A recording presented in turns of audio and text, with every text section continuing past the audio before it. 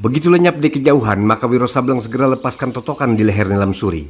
Gadis ini memandang berkeliling dengan terheran-heran. Dia seperti orang yang baru bangun dari mimpi.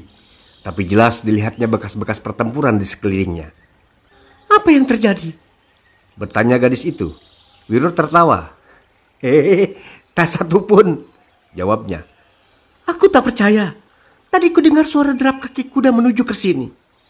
Ah, kau ini ada-ada saja. Aku tak dengar suara apa-apa kok. Nilam Suri berpikir-pikir dan mengingat-ingat. Parasnya mendadak berubah. Matanya memandang lekat-lekat pada Wiro Sableng. Tadi kau melompatiku dan... Gadis ini raba urat besar di pangkal lehernya. Iya, kau menotok urat besar di leherku ini. Habis berkata demikian, Nilam Suri segera cabut pedang. Apa yang telah kau perbuat terhadap diriku? Tanyanya membentak. Murid Sinto Gendeng memaki dalam hati. Sialan, sudah ditolong malah menuduh yang bukan-bukan. Tapi di hadapan si gadis itu, pemuda ini masih sunggingkan senyum. Kuharap kau tidak punya pikiran yang tidak-tidak terhadapku, saudari. Lalu perlu apa kau menotok aku? Wiro garuk-garuk kepalanya. Dia tak ingin Nilam Suri tahu siapa dia sebenarnya. Karena itu dia menjawab dusta. Kau ingat bagaimana kau begitu kalap untuk bertempur melawan itu orang? Dengar saudari, aku hanya paham sedikit ilmu totokan. Karena aku tahu kau tak bakal sanggup menghadapi mereka. Aku lantas totok kau punya urat besar, lalu sembunyi di balik rumpun bambu. Ketika mereka pergi, kubawa kau kembali ke sini dan kulepaskan totokan di lehermu. Aku tak percaya, kata Nilam Suri. Aku memang tidak suruh kau percaya untuk mempercayainya, menyahut Wiro Sableng. Kau ini siapa sebenarnya? Wiro Sableng menghela nafas panjang. Bukankah aku sudah kasih tahu nama? Malah kau sendiri masih rahasiakan kau punya nama. Nilam Suri dalam kesalnya tambah tak percaya. Terlintas dalam pikirnya untuk menjajal si pemuda. Baik, katanya. Jika kau tidak mau kasih keterangan, biar pedangku ini yang memintanya. Habis berkata demikian, maka gadis itu segera kirimkan satu tusukan hebat ke dada Wiro Sableng. Wiro terkejut dan gerabak rubuk lompat ke samping. Saudari, apa-apaan ini? Kenapa kau serang aku? Sebagai jawaban, Nilam Suri kirimkan serangan berantai. Pedangnya menderu kian kemari, membuat Wiro tak bisa ayal lagi dan terpaksa berlompatan dengan cepat. Sekarang kau tak bisa sembunyikan diri lagi, saudara, kata Nilam Suri. Terima jurus elang menyambar burung dara ini. Pedang di tangan Nilam Suri menderu dari samping kiri ke bahu Wiro. Ketika pemuda ini berkelit, ujung pedang dengan sangat tiba-tiba menusuk kerusuk laksana patukan burung elang. Wiro lambaikan tangan kiri, angin keras membentur badan pedang, menyimpangkan senjata itu dari sasarannya. Saudari, seru Wiro Sableng. Sayang aku ada urusan lain, sampai jumpa lagi. Habis berkata demikian, pemuda ini melompat ke muka, mencuil dagu si gadis, lalu berkelebat. Pemuda kurang ajar, maki Nilam Suri. Disabetkannya pedangnya dengan sekuat tenaga, tapi Wiro Sableng sudah lenyap dari hadapannya. Hanya suara tertawanya yang masih sempat terdengar dari kejauhan. Gadis itu termangu. Parasnya yang cantik kelihatan kemerahan. Pemuda itu benar-benar triwis sekali. Tapi kini dia sudah tahu bahwa pemuda itu sama sekali bukan bodoh dan berotak miring. Sama sekali tidak buta dalam ilmu silat. Tadi dia telah menyerang dengan jurus-jurus ilmu pedangnya yang lihai. Dan si pemuda berhasil mengelakkan, bahkan memukul badan pedang dengan pukulan tangan kosong yang menimbulkan angin keras. Meski hatinya marah sekali dengan keceriwisan pemuda itu, tapi rasa senang dan kagumnya tak dapat disembunyikannya. Sekelumit senyum membekas di bibirnya ketika dia mengusap dagunya yang tadi dicuil oleh Wiro Sableng. Kedai itu sepi saja. Angin malam bertiup dingin dari lembah. Wiro Sableng masuk ke dalam seenaknya dan sambil bersiul-siul. Orang tua pemilik kedai menyambut dengan muka pucat cemas. Orang muda, katanya, sebaiknya kau lekas-lekas tinggalkan tempat ini. Memang kenapa? Tanyanya. Sebentar lagi mungkin 4 manusia brewok itu akan kembali ke sini. Ah, siapa takutkan mereka? Ujar Wiro. Tapi anak muda, kau mungkin belum tahu siapa mereka itu. Peduli amat sama mereka, kata Wiro pula sambil duduk di kursi. Dan pemilik kedai itu berkata lagi. Mereka adalah rampok-rampok yang ditakuti di Sungai Cimandalu. Mereka adalah 4 brewok dari Gua Sangreng. Biarpun mereka adalah 4 setan dari neraka, aku tak peduli. Pemilik kedai jadi terdiam. Siang tadi dia memang telah menyaksikan bagaimana pemuda ini menyumpal mulut dengan pisang. Maka bertanyalah dia. Orang muda, kau ini siapa sebenarnya dan datang dari mana? Wiro usap-usap dagunya yang licin. Ini mengingatnya pada dagu nilam suri yang dicuilnya. Dan pemuda ini senyum-senyum sendiri. Si orang tua diam-diam mulai meragukan apakah anak muda ini berotak sehat. "Bapak sudah lama tinggal di sini?" tanya Wiro. Sejak masih orok. Kalau begitu tentu kenal dengan nama Ranawelang. Oh, tentu sekali. Beliau adalah kepala kampung yang baik. Cuma sayang. Sayang kenapa? Orang tua itu tak segera menjawab. Dia memandang keluar kedai seperti mau menembusi kegelapan malam. Seperti tengah mengenangkan sesuatu. Beliau sudah meninggal. Katanya kemudian menambahkan. Wiro Sableng menelan ludahnya. "Bapak tahu siapa pembunuhnya?" Pertanyaan ini membuat seorang tua memandang lekat-lekat pada paras Wiro Sableng. Semua orang tahu. Kemudian dituturkannya peristiwa kematian Ranawelang dan Suci Bantari sekitar 17 tahun yang lewat. Kisah ini sudah didengar sejelasnya oleh Wiro Sableng dari gurunya Eyang Sinto Gendeng. Ada satu keanehan dalam peristiwa 17 tahun yang lalu itu, kata si pemilik kedai. "Keanehan bagaimana?" tanya Wiro ingin tahu.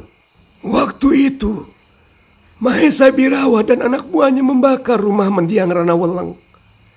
Dalam kobaran api yang tiada terkirakan besarnya, terdengar suara tangisan orok. Itu adalah oroknya Ranawelang sendiri. Orang banyak sangat kebingungan. Bagaimana mungkin menyelamatkan bayi dalam kobaran api itu? Pada saat yang tegang itu, semua orang melihat berkelebatnya bayangan hitam. Sangat cepat sekali. Bayangan itu menyerbu ke dalam kobaran api lalu lenyap. Dan suara tangisan oroknya Ranawelang juga hilang. Sewaktu api padam, semua orang mencari. Tapi tak ditemui tulang belulang orok itu. Wiro Sableng termangu-mangu. Dia tahu betul orok yang diceritakan orang tua itu adalah dirinya sendiri. Dan berkelebatnya bayangan hitam adalah kelebat bayangan gurunya, Eyang Sinto Gendeng. "Sampai sekarang tidak pernah diketahui di mana anak Ranawelang itu, Pak?" bertanya Wiro. Si orang tua angkat bahu. "Kalau dia masih hidup, kira-kira sebesar kaulah anak muda," katanya. "Mahesa Birawa sendiri, apakah masih hidup?" "Masih. Sampai 2 tahun belakangan ini dia masih tinggal di sini. Tapi sekarang tak di mana. Tapi ada atau tidaknya dia di sini sama saja. 4 orang anak buahnya sama saja jahat dan kejamnya. Dan keempatnya malang melintang di kampung ini.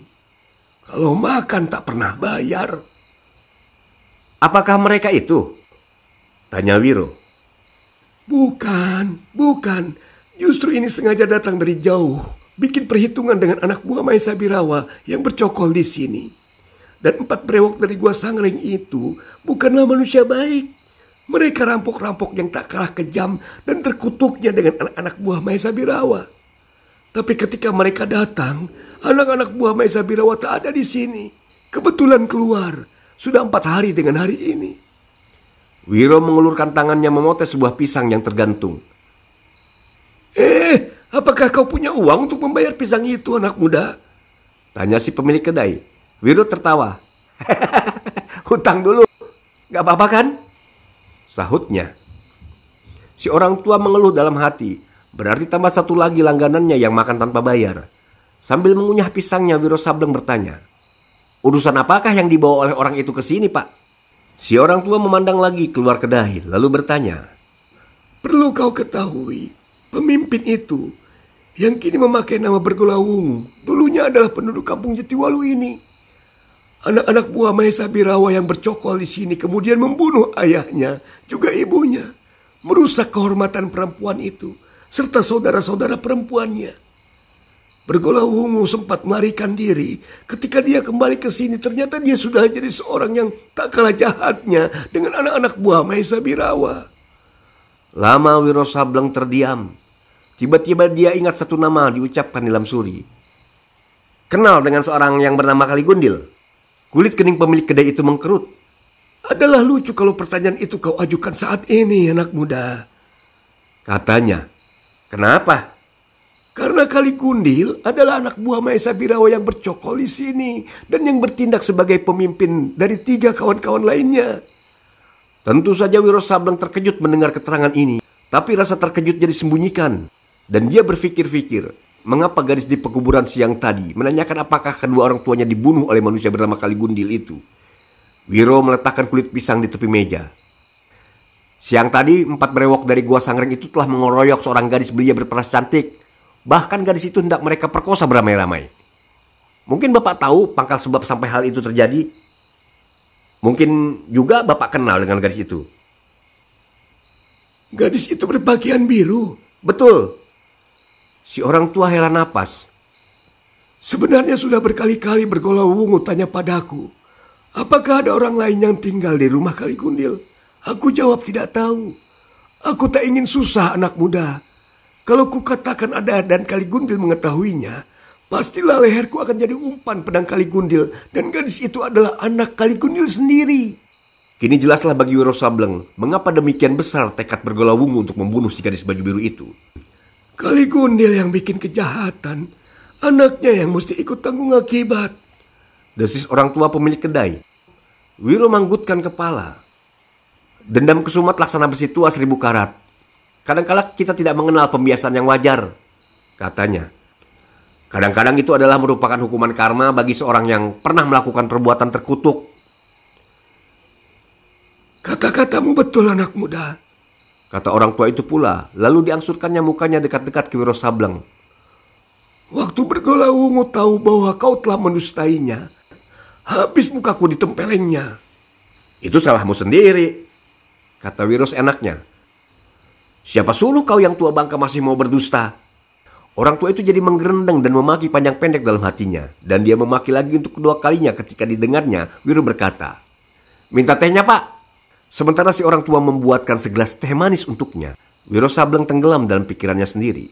Tidak diduganya kalau gadis berbaju biru yang menarik perhatiannya itu adalah anak Kaligundil, anak buah Mahesa Birawa yang telah membunuh kedua orang tuanya. Ketika si orang tua datang membawakan teh, bertanyalah Wiro Sableng, Bapak tahu nama anak perempuan Kaligundil itu? Nilam Suri. Nama bagus. Orangnya juga cantik. Tapi sayang, bapaknya manusia terkutuk. Sewaktu Mahesa Birawa melakukan pembunuhan atas diri Ranaweleng, apakah Kaligundil juga ikut-ikutan? Tanya Wiro lagi. Bukan hanya Kaligundil, tapi semua anak buahnya, menyahuti si orang tua.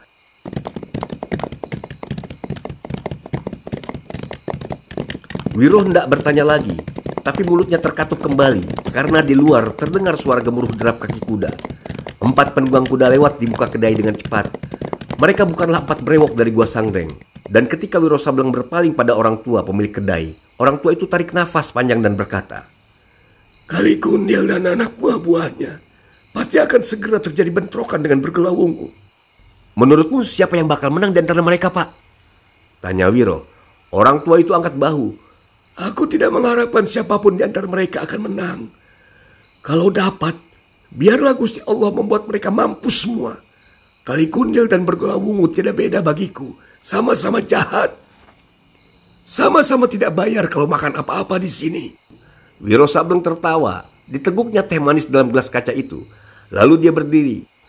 Ya, meski hari ini aku tidak bayar harga pisang dan teh manis itu, tapi jangan samakan aku dengan bergolau wungu dan Kaligundil, Pak. Habis berkata demikian, Wiro segera tinggalkan kedai.